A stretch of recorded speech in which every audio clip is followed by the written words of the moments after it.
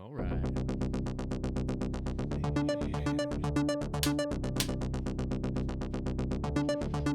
We're going to get right into it. And that's when I say, boom, it's Hot Mike and Jesse Lee. Yes, and Jesse Lee. Rock on. What's up, buddy? What's up, brother? Good to see you. Good to see you, too. Yes. We're playing with format a little bit here. We're doing something a little bit different. We're going to do shorter episodes. Yeah. More easily to consume. Absolutely. And digest. Yeah. And today, we are talking about Bill Murray. That's right. The man who redefines that phrase, the man, the myth, the legend. Yeah, truly. Truly. And He's in the an words enigma. of the Jizza, you're Bill Murray. You're Bill Groundhog Day ghost-busting ass Murray. That's right. It's that coffee and cigarettes. Yeah. He really is a legend. And he lives in the world of myth now. The way and not just through his work and his art, it's the way he lives his life and interacts with fans. He's a very zen type of individual. You Yeah. know, it's like he obviously, as far as the art is concerned, of all of the people that were, I mean, you got people like John Belushi that is always going to be legendary, but because he was so big and like a firework going off, you're going to remember that like it was the greatest fireworks display, but you're not going to ever see it again, But Yeah. Bill Murray is like every 4th of July. You know what I mean? It's like, it's just keep going and there's something new and different and cool. But also, it's just the way that he lives his life. I was watching an interview with him and he said, I can't remember who it was that was interviewing him. And he says, it would seem that your life is not a very well planned out, organized thing. And he's like, well, thanks. That's a nice way of putting it. That's a nice way it's been said to me. He said, no, I just try to be aware and open to opportunity, aware and ready to take it on, and not just work wise, but personally, as that's just life advice. Yeah. Just this is not what he said. This is not your dress rehearsal. This is your life. This is your life. Yeah. So just always be there, paying attention, having fun, and know when things are. So he just kind of lives like that. I think that's why he's the weird guy who's showing up at people's parties or just doing stuff that most people who are anywhere near his level of fame and everywhere he goes, there's not a person who's not going to know who he is. Yeah. But to him, he's just Bill. Uh-huh. And that's super cool. It's amazing. Yeah. And to speak of him as like this legendary figure, I don't know whether the things I know, whether they're true, whether they're part of the myth and the legend that has become Bill. Like, for example, I heard that he doesn't have an agent. Yes. To do movies. He's got an answering machine. He's got a voicemail that he checks. My research and that documentary that I was watching that was talking about all the like zany things he does. That's the documentary maker is calling his 800 number. I didn't realize that in I think it was like 2000 or something. He fired all his agents. He's like, I'm just done working with agents, and took on a 800 number answering service, which supposedly cost him a few gigs because he didn't get some messages, but still is like, I don't care. It's like, I don't think he's hurting for work, and I don't think he's, anyone who really wants him is going to call him back, Sure. It's not like, he's not chasing down leads. So no. He can take whatever he wants and whenever he wants it. And it's unfortunate it's not out there for everyone, but I guess that it'd be a little too much for him to handle. Yeah. Yeah. Millions of people a day calling him, I'm sure, if it were a known number. Yeah. So it's through certain like channels that you can get this number to contact him. Yeah. Okay. I'm sure it's through, professional channels, and somebody who, has worked with him, and kind of, I guess it would be someone who, he's given somewhat a representative of him, someone he knows who he's like, you could. If you hear about something, someone he's worked with, if you hear about something, you're thinking of me, you can hand my number to someone. You know? You know how I heard about this was at Sundance, and he was in a film called Get Low. I don't know if you saw it. It didn't get wide release or anything, just an indie kind of film. Yeah. And Robert Duvall is the starring character, and he's an old curmudgeon guy. And this kind of takes place in the 1930s Bible Belt. kind of part of the of America. And this old guy decides that he's going to throw himself a funeral before his own death. Yes. And it's Bill Murray he owns the funeral home. And I went and I worked this movie, I attended this movie, and I saw, excuse me, during a Q&A with the filmmaker, he explained how he got involved with Bill Murray, because the moderator is like, God, you got Duvall, but then you get Bill Murray. How do you, he is so hard to track down. He's so hard to get into a project. And the filmmaker explained, he's like, I called him every week for a year and left him voicemails. And he's like, that's how you do it. There are no people to get in contact with to get your idea to Bill. Right. You can get it directly to him, and then you're going to find out whether he's interested or not. And yeah, he just said he was floored the day he got a call back from Bill Murray to say, I'm very interested in your movie. Yeah. He was just like, holy shit. That's awesome. Yeah. Yeah, it's either that or just roam the streets of Charleston. You know, yeah. He has 4 homes and reportedly stays most of his time in this Charleston home. Wow. And that's where a lot of the stories of the stuff, like, you know, the couple that's getting their wedding pictures and, you know, and the photographer's like, what are you distracted by? You know, I know people are always driving by when you're taking, you know, professional photography on the street, and the groom is just like, and Bill Murray's just behind him going like this, and he goes, Bill, you got to get in here, do a pic. And she's like, sure, let's go. Yeah. Oh, and so their wedding announcement is them and Bill Murray just doing his like thing. Like, how amazing would that be? You know? That's so awesome. Or walking up behind the guy, some kid in a urinal, and just putting his hand over his eyes and going, no one will ever believe you. Oh, you know? my God. Which he was asked about at a Comic-Con that's in that documentary too, and you can see in his face that happened. You know what I mean? He does not admit it. He goes, well, I don't know, but it sure sounds like fun. You know? Like, he's not going to admit that he's doing it because it takes away from the you know, the mystery of the legend, but it sure does look like fun and sound like fun. And he's just the kind of guy that you feel like you know, would be approachable no matter what. I would absolutely, you know, just sit down if I saw him at a bar and just sit down and start talking to him. Yeah. I would think. I'm sure I'd be starstruck from him. You know what I mean? I've met some other celebrities, and you may or may not. You may be able to control all that, but there's some people that are just like so epically heroic to you in you know, from their work and from what you know about who they are as people. And I don't know how I really would act if he sat down next to me and is like, hey, I'm Bill. I'm like, yeah, I know. Yeah. Yes, you are. Yes, you are, sir. Yeah. I remember seeing he was at a golf tournament, and somebody, a Wild fan, was like, will you please sign? I think they asked for him to sign his forehead.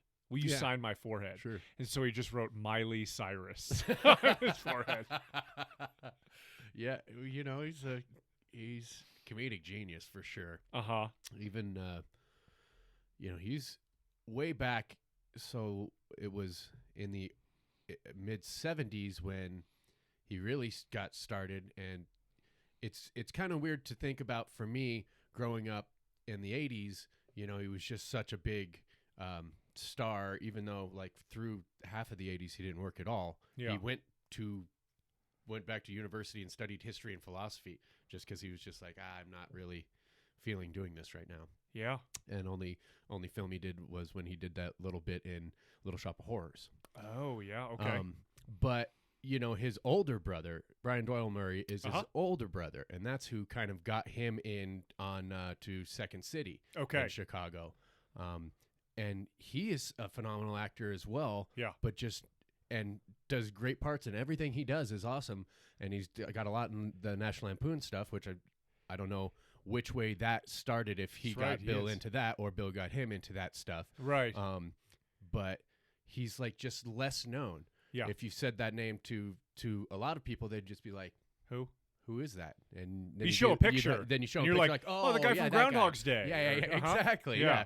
Yeah, the mayor from Groundhog's Day, or whatever else. He was the head. What is he? The head caddy in Caddyshack? Yes, that's right. Yeah, Lou. Lou's been losing at the track, so he raised the cost of Coke. Well, I ain't paying no 50 cents for no Coke. Well, then you ain't getting no Coke. Know what I'm saying? But, You want to get it replaced by golf carts? Keep it up. What's that sign say? No spitting. Not that. What's that sign say? No fighting. Right, pick up that blood. But it's just kind of strange. He is one. So Bill is one of, I think, 8 or 9 kids. I think it's 9. And, Irish Catholic, like actually Irish, like his grandparents were from County Cork and Galway. Wow. Okay. Yeah. I thought I had a large Catholic family, but us German Catholics only kept it to 5 or 6. Yeah, reasonable. Not the 8 or 9, because I think he himself has probably something like 8 kids too. Wow. Over the span of 20 years, you heroic individual keep on having kids into I don't know. I think it was like, I feel like what I looked up was like 2000 or 2001 or something was his youngest. Was his youngest? Yeah. That's incredible. Yeah, you're in your 50s. That scares me. Yeah. I'm 39, and Ashley would talk about having more kids. I had Corey. I was 37, I guess, when she was born, or 36 or 37, and that was late enough for me. Sure. And I think about it, and I'm like, I'm gonna be pretty much 60 when she graduates high school.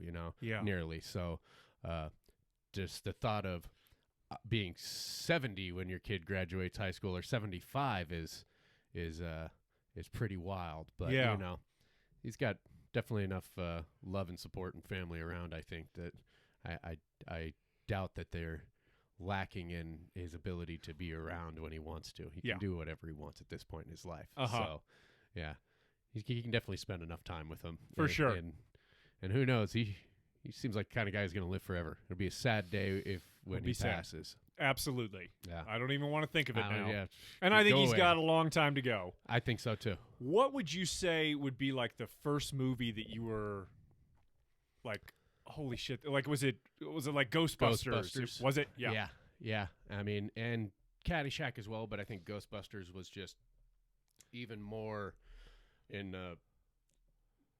I think I saw it first. Yeah. I was too young for Caddyshack for a while. Right. Whereas it was far more Ghostbusters, even like we went back to Ghostbusters recently. Yeah. And for one thing, I can't believe they're still making those movies. The draw is not the fucking ghosts. It's the cast. Right. It's Harold Ramis. It's Ernie Hudson. Yes. It's Bill Murray. Absolutely. And it's Dan Aykroyd. Dan Aykroyd. What? Like you make this movie and it's other kind of funny actors and you have I'm like, I don't care. Like if it's not those guys. Well, and the newest one is still related to it. I don't know. Well, certainly he's not, because Harold Ramis it's Egon's like kids or grandkids or something. Is that what it is? Ghostbusting is like the before time or after time or whatever it's called. I don't know. I'm not a fan of most sequels in general. Yeah. But Ghostbusters 2, which was the second film he made after he returned to acting in 88 and 89. 88. Yeah. What was the first one? It was Scrooged. Yeah. And then, but that one to me stands up, and maybe it is just because of the cast. You know what I mean? That I was so in love with all that. Of course, you can think about it as well. That came out, I was 7 years old. So, it may be easier for me to forgive something that was a part of my early formative years being a sequel, before I had a lot of understanding of how sequels can ruin a franchise, or can ruin a movie by trying to make a sequel. Like, I'm sorry to tell you, Anchorman 2, come on. I didn't even watch it. No. I couldn't bring myself to. I watched the first 20 minutes and I had to turn it off. Wow. And our friend Brian's dad, he took him to watch it. They went and saw it in a theater, and he was like, I would have rather sat in the parking lot for 2 hours. That's what his dad said. Oh, that's rough. That's a rough review. And no lost love for me for any of the actors who did it. It's just one of those things that's like, you can't, when you have a magical first one, you can't expect that it's going to be able to be continued much less just reproduced. Yeah. And the same was, in that realm is like what the Irish guys in New York, Willem Dafoe, and why can't I think of it? They go out and take out the mob. David DeLaRocco. Oh shit! Boondock Saints. Boondock Saints. Yes. Thank you. I don't know why the name escaped me. Yeah. And they made a second one, and I watched that, and that's basically a shot-for-shot remake. It's like the same character as the third character. It's not Rocco. It's another guy, but he's essentially the same character. They do the same thing. It's just in a different setting, and So that being said, Ghostbusters 2, a whole different story, but to me, just as entertaining. I can still watch it. I can watch either one of those at any time and be happy. His homeboy from Dragon Slayer. Isn't he the one yes, who gets he's obsessed? Janish. Yes, he is Janish. Yeah, Janish. Yeah, absolutely. And to like, I guess compare Caddyshack and Ghostbusters. Like Ghostbusters, it makes sense with our age. I'm slightly younger than you, but it was accessible at our age. Whereas Caddyshack, it was such adult humor. Right. Where Ghostbusters, I didn't get 90% of the jokes when I was a kid. I thought it was cool. They had their plasma guns and stuff, like all of that. I like the adventure part of it. I didn't realize that these guys were. I thought they were action heroes. Yeah. I didn't realize that these guys were all comic genius. Like Dan Aykroyd, he's like a little kid. Where he comes down the pole, he's like, "This is awesome." Yeah, like, this place is awesome. We should stay here tonight to try it out. Yeah, I'll go get my stuff. Yeah, exactly. Yeah, he was us. And Bill, like, where he's like, and Janine, don't look at me with those bug eyes. Yeah. Hey, Janine, sorry about that bug eyes comment. I'll be in my office. No, there's plenty of adult humor in there, and I think that because I have all the just a few years apart with siblings and uncles, and everyone's just a few years apart from everybody, and so I've watched it so many times with family that I was picking up on all the humor that I didn't quite understand, and it was teaching me what's funny, kind of. I was learning about humor by watching and going, I don't exactly know what he said there, what that meant when he said it, but I sure understood the way he said it and why it was funny. Yeah. And that's just the magic of, Bill Murray's style of comedy is, he's just very dry with the, or wildly expressive on things that cats and dogs living together, mass hysteria.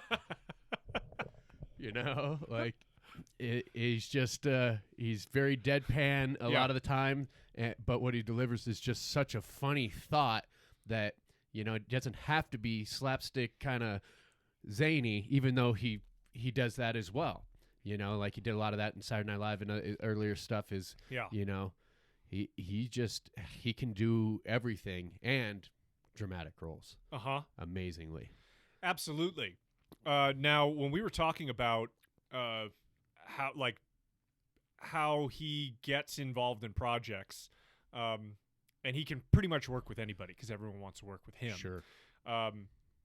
Wes Anderson's not knocking down his door to do the next movie. He and Wes kind of have the same sense of humor.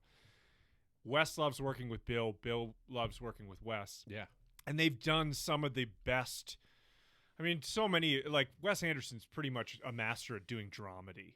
Like it's and actually I heard Bill describing Wes Anderson as a filmmaker when he was talking about Life Aquatic, and he was saying that the world that Wes designs is very artificial. Like it is meant to look fake. Yeah. But all of the emotions that exist in that world are real and they are relatable.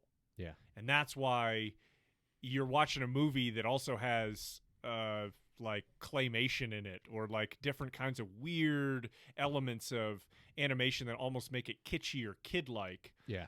But it can bring you to deep emotions around family, loss, betrayal, things like that. Yeah. And I think some of his best work has been with working with Wes, starting at Rushmore. Oh, yeah. Rushmore was great. I mean, Yeah, he's really, really good in that.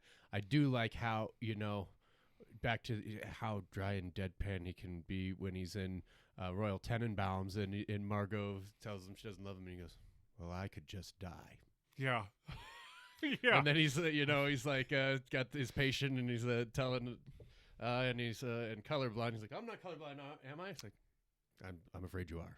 Yeah. Like, it just. Yeah, he's nearsighted. Yeah, severe dyslexia, highly acute sense of hearing, and also colorblind. And he's way in the other room. He's like, I'm not colorblind, am I? I'm afraid you are. I'm afraid you are. I'm afraid you are. But you need a straight man sometimes too, and the straight man can be just as funny if you know how to play him. And what's crazy is he can be the straight man. Yeah, his range is really remarkable. And then you get really kind of strange, blazed in Lost in Translation, which is he's just searching for himself, and that's I think that he ends up choosing projects that relate to how he sees the world and how he could see himself at some times. Yeah. You know what I mean? Since he can choose everything, because they're generally common themes, like in Meatballs, which is his first major movie.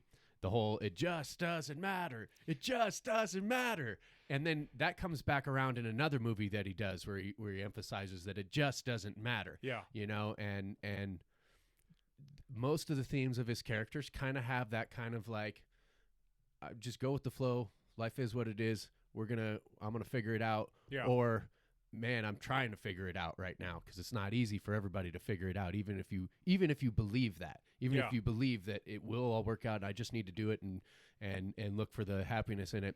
It's easy to be lost and lost in translation. Yeah. Yeah. So. Should we try a little bit of this? Let's try a little Centauri. Is this Centauri time? It's Centauri time. Nice. I love that you brought this. This is great. For relaxing times. Do the whole thing. You got to do the whole thing. Wait, here. Yeah, we got our glasses. Yeah, we'll get the.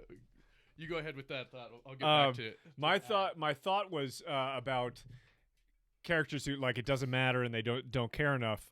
Bob Wiley would be a very different type of character that he plays, who cares way too much about, he's a germaphobe. He has phobias of everything. Everything matters to him. Hey. Right. Cheers. Rakusu shitajikana wasore o Suntoria time nishimatsu. I love it. Yeah, that's nice. Oh, and there have been those roles too, and I think probably earlier in his career, more so the 80s, those late 80s, early 90s, where he was doing work that he just thought was kind of fun and cool and interesting to do that, like Mad Dog and Glory. Remember that with De Niro and Uma Thurman? Oh, yes. Where God, I forgot Bill about that. Is the mob boss. Yes. And De Niro is the timid crime reporter cameraman. Yeah. So they're both playing basically the part that in a normal movie you would have cast them each the other way around. But it's supposed to be, a comedy, serial comedy, so that makes that work, True. Of course. But it's very... I wonder if the execs were like, I see you have Mob Boss. I see you wrote Bill Murray there. Yeah, you... I'm pretty sure you meant to write De Niro. Over here. Yeah. No. That's the movie we're making. We know what we're doing here. Yeah. But, so stuff like that, because that's obviously not, very real to who he is. But he also just likes to have fun. And I think that's part of who he is, where, when he started, when you start out doing improv, at Second City, and then he worked, was in it's actually on ABC's Saturday Night Live, which was predecessor to NBC's Saturday Night, which was later called Saturday Night Live. Okay. ABC, hosted by Howard Cosell. Whoa. The sports announcer, right? Deep cut. Wow. And okay. That was on for 1 year. So he was on that, and then they canceled that. And then the next year, NBC started up Saturday Night Live. And were they still considered the not ready for primetime players? That group that. Yeah. I mean, when and that's the thing. It was most of those people were in National Lampoon's radio Yeah, hour that was in a half an hour, and that was only, I don't know, 2 years I think that they did that. But when that canceled, that's when Lorne Michaels was like, "I want all of you. I'm going to do a variety show on TV." And Michael Donahue was the head writer for the first 3 years of SNL. Okay. So those first 3 years that everybody thinks are the greatest cast and the greatest bits and all that, that was National Lampoon that just got taken over by somebody else, which how Doug Kenny felt about it essentially was that they stole his show. And now Lorne his Michaels and everything, is and running Lorne Michaels, his show. Yeah, and Lorne offered him a job, and he's like, "Fuck you, yeah, asshole." But those were all their first actual like acting jobs, really, for most of them. Yeah, they'd done the radio and they'd done improv stuff, but not done like live any TV or movies or anything. So that's why they consider them the not ready for prime time players. They didn't really have the experience, even though they all had easily all the ability. Yeah, all of them. We had talked for a second about not to throw any shade out to anybody about that. Notoriously, it's been reported that Bill and Chevy Chase had trouble working together. Yeah. So they never worked together on Saturday Night Live as cast members, because Chevy was the guy there before Bill was there. And he was the guy. He was the guy because he was Weekend Update. Yep. So his name, I'm Chevy Chase and you're not. Yeah. And then after 2 years, I think it was, then he went off to pursue movies. Yeah. And ultimately, Bill got cast to kind of fill in his shoes. And I don't think that they had animosity at that point of any kind. But I was watching an interview on Howard Stern with Chevy Chase talking about that got the first time that Chevy came back to host after he left, he and Bill got in a little bit of a fist fight backstage. Yeah. And so according to Chevy, that was Bill had been goaded by John Belushi, who was, according to Chevy, jealous of him because he really should have been the one getting more of the movies and Chevy was getting more attention, but which may somewhat be true. Also, apparently Bill was dating Gilda Radner, and Chevy had read Gilda the wrong way too. So I can imagine if your girlfriend doesn't like somebody, sometimes you might not like that guy either. Right. And Bill says something to him backstage, and then Chevy gets all worked up and comes into his room, bursts in, and he's like, "Don't you ever say anything like that to me again, or I'll take you down," or some such thing. And, and then Bill just, charges him. And John dives in the middle, and the little guy's in the middle.